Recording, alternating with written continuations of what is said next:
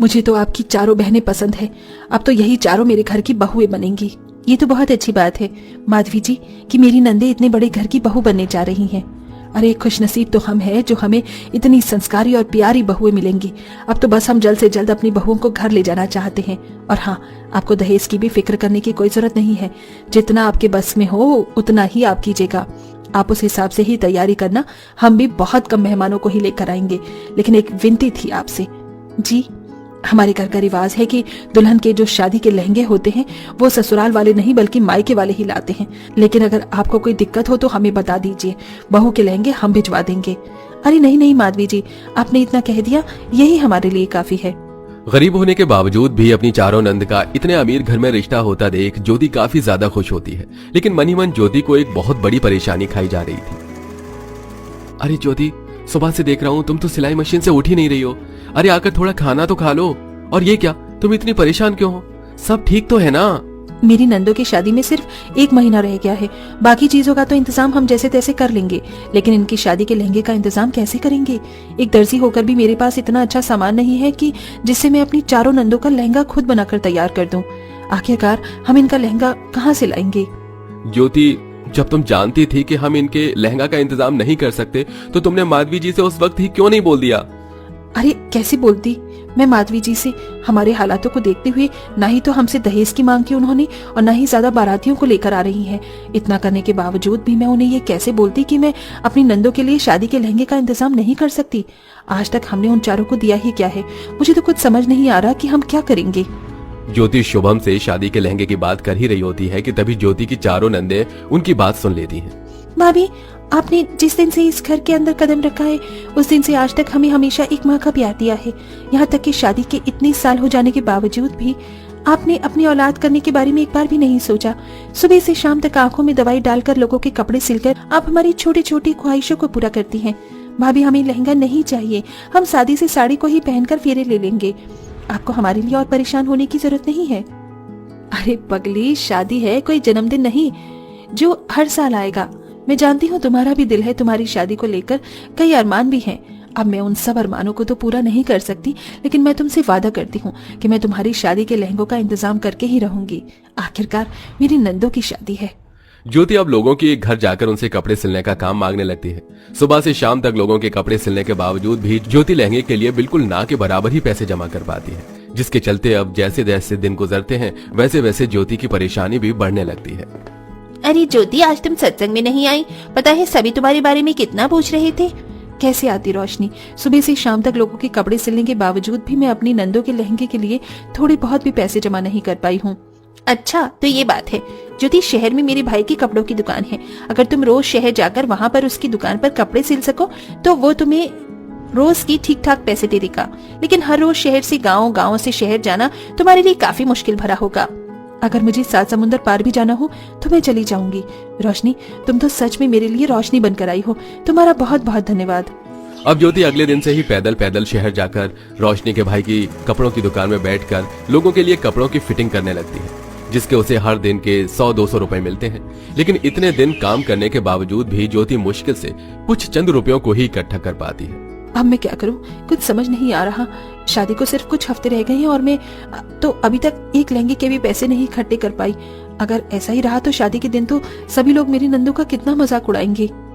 ज्योति कई लहंगों की दुकानों पर जाकर शादी के लहंगे के बारे में पता करती है, लेकिन कोई भी लहंगा 10,000 रुपए से कम नहीं था। भैया, आप जितना लहंगे का दाम बता रहे हो उतने की तो ये लहंगे हैं भी नहीं। मुश्किल से 1000 रुपए के गोटे और मोतियों का काम है इसमें, और 1000 रुपए का कपड़ा। तो आप 10,000 किस बात के ले रही हैं? मैम, अगर आपको इतना ही पता है तो आप खुद ही क्यों नहीं बना लेती शादी के लहंगे? हमारा टाइम क्यों वेस्ट कर रही हैं? उस सेल्समैन की बात सुन ज्योति को खुद से अपनी नंदों के लहंगे बनाने का ख्याल आता है।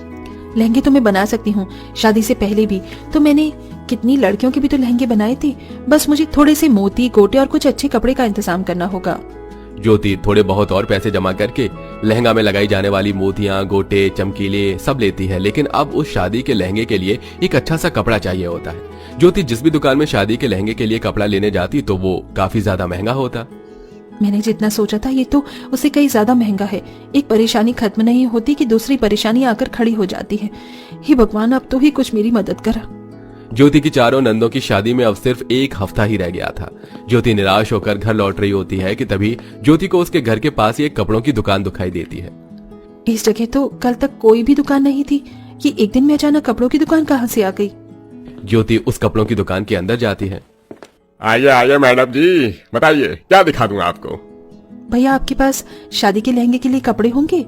हाँ हाँ क्यों नहीं, ये देखिए हमारे पास हर तरह के कपड़े हैं। ये सब तो बहुत सुंदर हैं। वैसे एक कपड़ा कितने का है?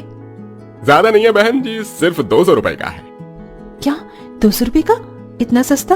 बाकी दुकानों पर तो हजारों में इसके रेट चल रहे हैं और आप 200 रुपए में बेच रहे हैं। कहीं कपड़े में कोई खराबी तो नहीं? अरे नहीं नहीं बहन जी, कपड़े में कोई खराबी नहीं है, आप बेफिक्र होकर कपड़ा ले जाइए। इतने सस्ते दामों में लहंगे का कपड़ा मिलता देख ज्योति काफी खुश होती है और 4 अलग अलग रंग के लहंगे के कपड़े ले लेती है। और अब रात में सबके सो जाने के बाद ज्योति अपनी नंदों के लिए लहंगा बनाने लगती है। सबसे पहले इन मोती और गोटों को इन लहंगे के कपड़ों में अच्छे से लगा देती हूँ, उसके बाद लहंगा सिलूंगी।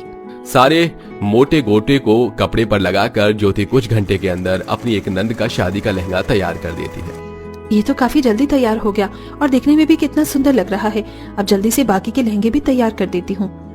ज्योति जैसे ही दूसरा लहंगे का कपड़ा लेकर उसे सिलने के लिए जाती है तो अचानक ज्योति की सिलाई मशीन अपने आप चलने लगती है और कुछ चंद मिनट में ही बाकी के कपड़ों के लहंगे बनकर अपने आप तैयार हो जाते हैं, जिसे देख ज्योति को अपनी आंखों पर यकीन नहीं होता। ये सब सच था या मैं कोई सपना देख रही थी? आखिरकार ये बाकी के लहंगे अपने आप कैसे तैयार हो गए? ज्योति को कुछ समझ नहीं आता और वो आधी रात को उसी कपड़े की दुकान पर जाती है, लेकिन अब वो कोई भी कपड़े की दुकान वहाँ पर नहीं होती। मैं तो शाम में ही दुकान से कपड़े लेकर गई थी, तो फिर ये अचानक दुकान कहाँ गायब हो गई? ज्योति, वो दुकान, वो आदमी, सब एक माया थी। जिस कपड़े से तुमने अपनी चारों नंदों का लहंगा बनाया है वो एक जादुई कपड़ा है। तुम्हारे दिल में तुम्हारी नंदों के लिए इतना प्यार देख भगवान ने तुम्हारी मदद की है। आप सच कह रहे हैं? भगवान तेरा लाख लाख शुक्रिया, तूने मेरी सबसे बड़ी परेशानी को हल कर दिया। ऐसे ही एक हफ्ता गुजर जाता है और आज ज्योति की चारों नंदों की शादी होती है। अपनी भाभी के बनाए हुए अपनी शादी के लहंगे को पहनकर चारों नंदे काफी ज्यादा खुश होती हैं। मामी, ये लहंगे तो बहुत ज्यादा सुंदर है। पता है सभी रिश्तेदार हमारे लहंगे की कितनी तारीफ कर रहे हैं। मामी, आपने सारी रात जागकर हम चारों के लिए अपने हाथों से लहंगे बनाए हैं। ये सिर्फ ये शादी का लहंगा ही नहीं बल्कि इसके अंदर आपका ढेर सारा प्यार भी छुपा है। भगवान करे तुम्हारी खुशी को कभी किसी की नजर न लगे। तुम चारों इस शादी के लहंगे में बहुत प्यारी लग रही हो। ज्योति अपनी चारों नंदों को काला टीका लगाती है। वहीं थोड़ी देर में बारात भी आ जाती है। चारों नंद की होने वाली सास माधवी को भी उनके लहंगे काफी पसंद आते हैं। मैंने सोचा नहीं था कि आप इतने अच्छे लहंगों का इंतजाम कर सकोगी। सच में ये लहंगे बहुत ज्यादा सुंदर है। थोड़ी देर में शादी के सारी रस्में खत्म हो जाती हैं और अब ज्योति की चारों नंदों की विदाई का समय आता है। तुम चारों अपना ख्याल रखना और अपनी भाभी को भूल मत जाना। आप सिर्फ हमारे लिए भाभी नहीं बल्कि एक माँ भी हो, और भला माँ को कोई भूल सकता है क्या? चारों नंदे अपने भैया भाभी से विदा लेकर अपने ससुराल चली जाती हैं। वहीं दूसरी तरफ ज्योति की सिले हुए लहंगे को देखकर अब काफी सारे लोग ज्योति को लहंगे की ऑर्डर देने लगते हैं। भले ही ज्योति अब जो लहंगे सिलती थी वो साधारण कपड़े के थे, लेकिन ज्योति अपनी मेहनत से वो साधारण कपड़े के लहंगों को भी काफी सुंदर बना देती थी। दोस्तों, क्या आपकी भाभी और आपके बीच इतना ही प्यार है? क्या आपकी भाभी भी आपके राज सबसे छुपाती हैं? अगर है तो कमेंट करके जरूर बताइएगा।